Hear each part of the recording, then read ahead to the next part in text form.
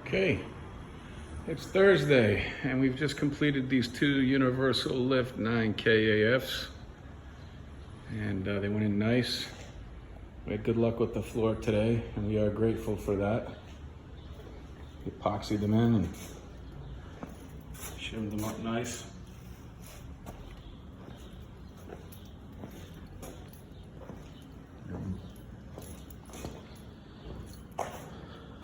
About to test them right now. And hopefully you're having a great week out there.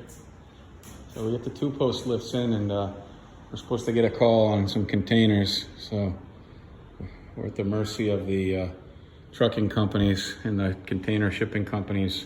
I guess they don't have enough boxes and they don't have enough trucks to get playing catch up now.